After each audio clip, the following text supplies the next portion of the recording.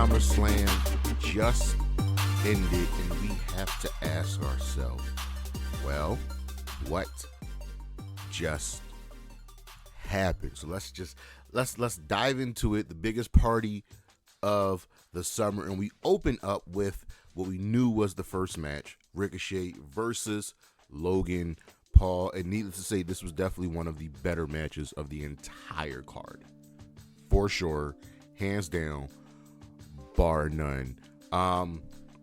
If you saw on the Filthy Casual, Killer Cam said that,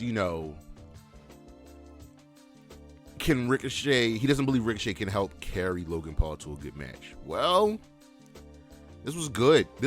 First of all, I didn't expect this match to go as long as it did. This match went 18 minutes. It went 18 minutes, and this was very, very solid. Started out a little slow, but man, once it picked up, man, these dudes were doing everything under the sun. Ricochet has this nice people elbow style move where instead of going for the elbow drop, he goes for I believe a moonsault. And this was good. Logan Paul stole this one with a brass knuckle shot from one of his peoples. Ricochet went for a 630 Logan Paul move. As the ref was checking on Ricochet, Logan Paul likely gave him brass knucks, which he used to KO Ricochet, and Logan Paul stole this one. This was a great match. This was a really, really great match. The ending sucked, but it was a way to protect Ricochet, and I have no problem with it. You knew Logan Paul was going to win, but this was just really, really good, and I would not be surprised if they do a rematch. I wouldn't be surprised if they actually ended up as a tag team at some point, but they definitely went for a couple high spots. There was a bunch of Spanish flies, but this was good. This was actually one of the better matches on the show. Our second match of the evening was Cody versus Brock Lesnar, and I did not expect this match to be second, but if you watch some of Brock's matches, he sometimes goes on really early, and he just wants to get the fuck out of there. Plus, they're in Detroit. They're not far from Minnesota, where he lives.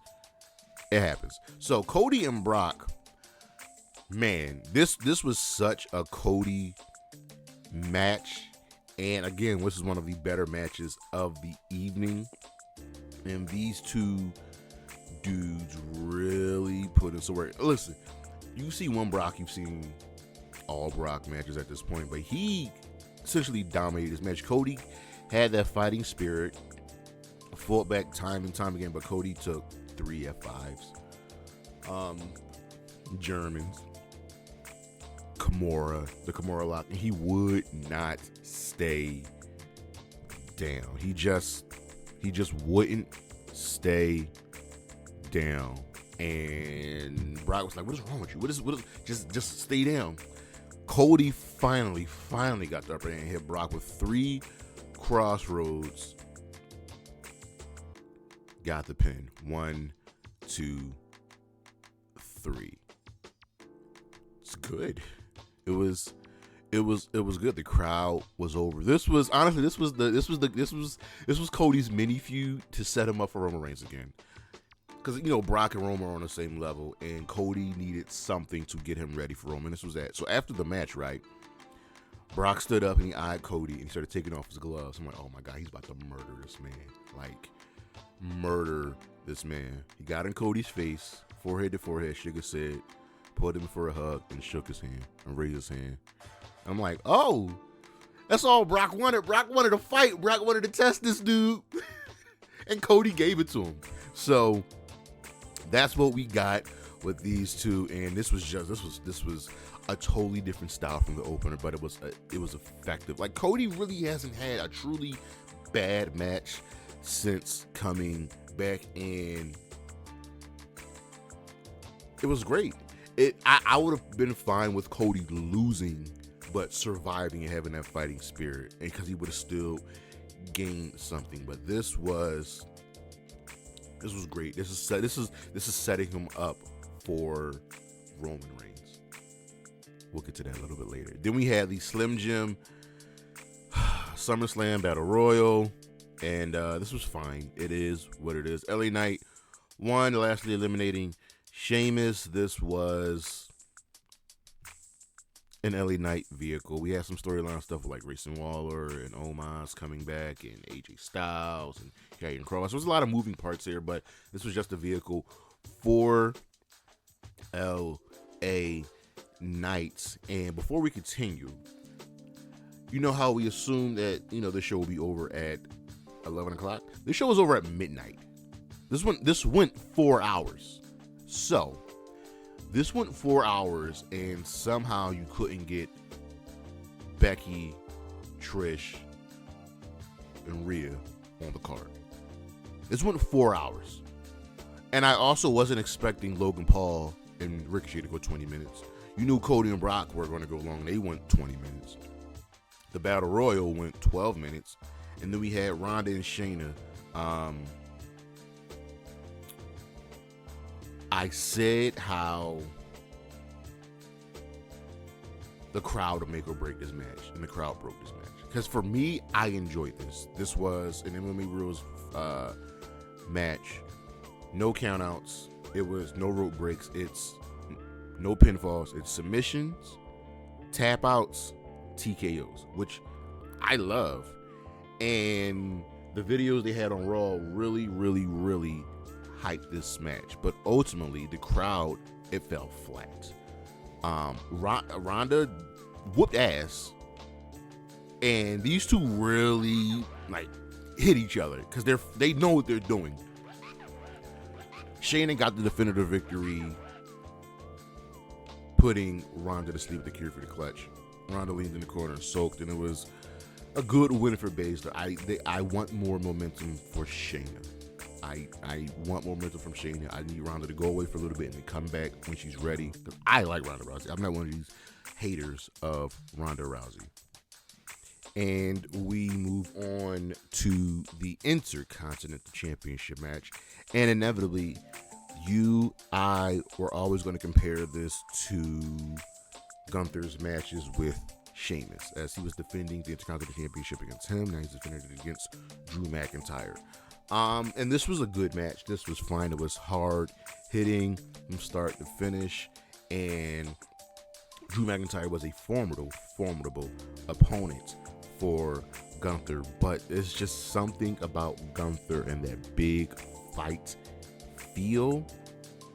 And he won. And like in the beginning, all his moves really, his moves that he used to win matches weren't working on Drew. And Drew hit him with everything. Drew hit him with a Claymore after missing the first couple of times. He hit a Future Shock DDT, and nothing wasn't working. So Gunther tried his stuff, the chops, the clotheslines. Nothing worked. So in the end, Gunther hit Drew with a splash, which he's also won matches with, then the clothesline, which he's also won matches with, and then the powerbomb, which he's also won matches with. And finally, he gets the 1-2-3 over Gunther. And like we've kind of figured this was going to happen, and that Gunther ultimately would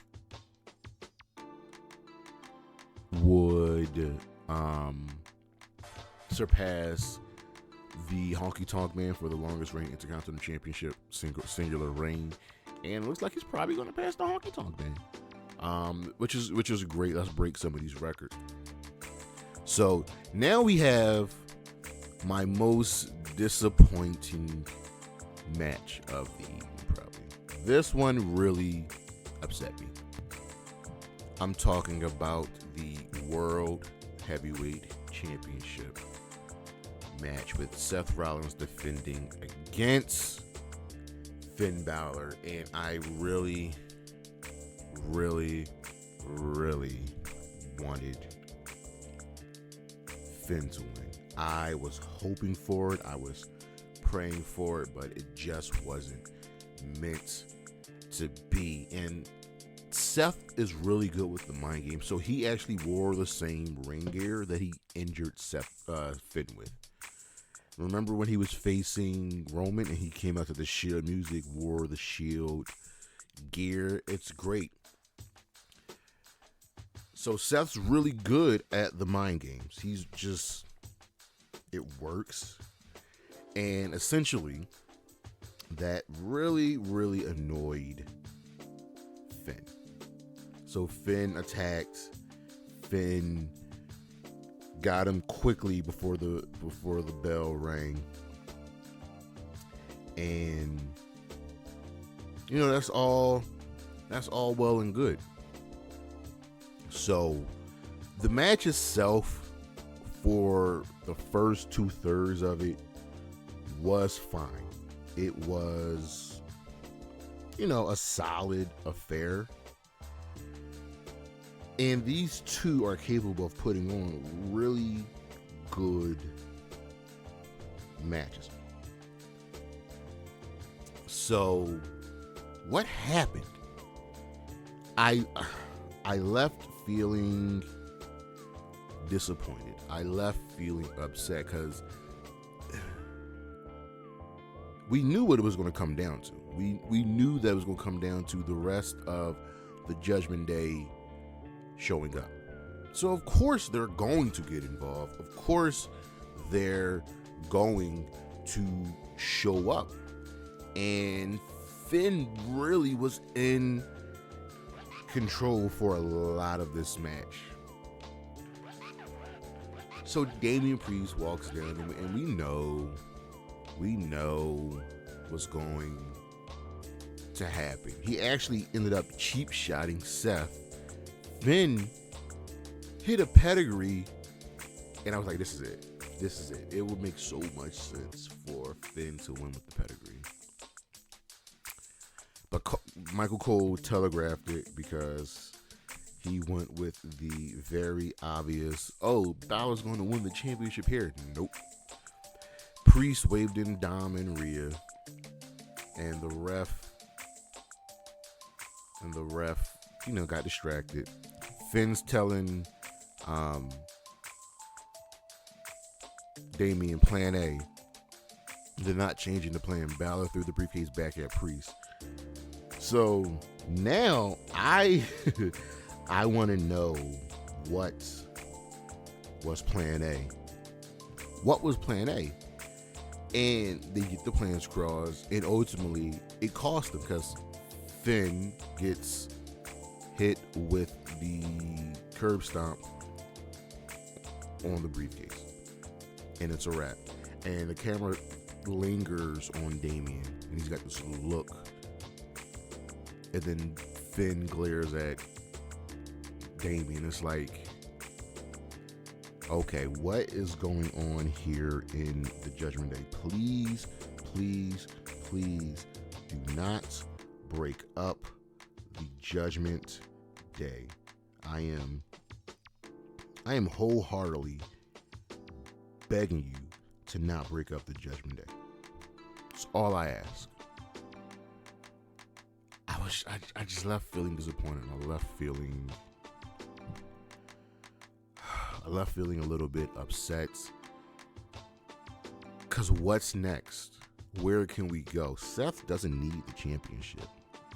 I guess we'll have to wait until Raw to find out. Next up, the WWE Women's Championship. Asuka defending against Charlotte Flair and Bianca Belair. And y'all know what my biggest fear was. Y'all know what my biggest fear is. Which was LOL. Charlotte wins. And again, I left disappointed. That's back-to-back matches with me leaving disappointed. It feels like what they planned sounded better in their heads and looked better on paper, because there were some good spots, but I don't know, it just felt off, and there was just some really bad execution on things, and it mainly involved Charlotte. I'm sorry, and I don't know, it never picked up. You figure with Asuka, Charlotte, and Bianca, this match would be a banger, and man, was I sorely mistaken, and it hurts to say that. You know what I mean? It sucks. I really wanted Asuka, and Bianca actually won. Charlotte had Bianca in the figure eight. Asuka spit the mist in Charlotte's face, and she went to kick Bianca. Bianca ducked, rolled up Asuka, and won. 1, 2, 3. Which, that's fine. That's like a good, shocking win. I'm just upset Asuka lost. Now, earlier in the match, there was a really crazy spot where Charlotte pushed Bianca off the top rope, and to us, it looked like her knee hit the steel steps, but you see in the replay, obviously it didn't. But we were doing this injury angle with Bianca and her knee earlier in the match. She was getting taken to the bag, but she made her way back and finished the match, yada, yada, yada. So it was so telegraphed that Io was going to cash in. Match is over. Io and Bayley run out. Bayley hits Charlotte and Bianca with the briefcase. Sky attacks Bianca some more, cashes in, hence the moonsault. 1, 2, 3. We have a new women's champion, a WWE Women's Champion. Dakota Kai came in, and they all celebrated with Io. I'm great with this because here's why I'm great with this. One, y'all know Io, I love Io. Io's my favorite wrestler in the WWE. She's one of the best wrestlers on the planet. The matches we can hopefully get with Io versus Asuka, Io and Bianca, Io and Charlotte. Oh my God, just let her do this. I'm ready. I'm ready for the genius of the Sky. And now we have Tribal Combat, the WWE Undisputed Universal Championship. Stupid ass name. Roman Reigns defending against Jey Uso. And in Tribal Combat, this is anything goes. And the second half of this match is way better than the first half of the match. And of course, it's Roman Reigns. So this match went 35 minutes. This match went 35 minutes. You could have cut 10 minutes from this drawing. It probably would have been a banger. And the Roman matches, it's slow, it's plotting, but then it's going to tell the story, and there's emotion, and Solo's going to get involved. And this was everything that we were hoping for, and then came the ending. So throughout the match, Jay's doing whatever. Solo accidentally gets speared from Roman by Roman at one point, so he's upset. So let's move on to that. Jay threw Reigns into the ring and landed a spear. He hit a splash, and the reign is over, right? After fighting the crowd and all of this damage, going through tables and using straps, a hooded figure pulls Jay out of the ring as Jay's about to get the win. I'm like, it's Jimmy. It's Jimmy. And Cole did a really good job of selling this. Jimmy, what did you do? Jay looked at Jimmy like, bro, like, what? So Jimmy walks away. Reigns spears Jay through the table. 1, 2, 3. Roman, Paul, and Solo celebrate. Reigns put the layback on, and Jay looked dejected. So this match did do some really good things. Gave us main event Jey Uso back. It gives Jay something to do, feuding with his brother for some reason. But it also, I think, finally will bring in Rikishi to this story. I think that's where we're going. And Jimmy and Jay can fight. Jimmy can give whatever reason he wants. He'll probably make it sound good. And then Rikishi come in and get his boys back together. And then we move on to something else, which is Solo and Roman, because the tensions were built up there. And I think this is the point where the storyline begins to move to the end game. I still believe the end game ultimately is The Rock versus Roman Reigns. So, but overall for SummerSlam 2023, I'm actually going to give this a C+. This was an okay SummerSlam with only 2 really good matches, and those were the first 2 matches: Logan and Ricochet, and Cody and Brock. Those 2 matches exceeded expectations and pretty much blew everything else out of the water. And that sucks to say, but that's SummerSlam 2023.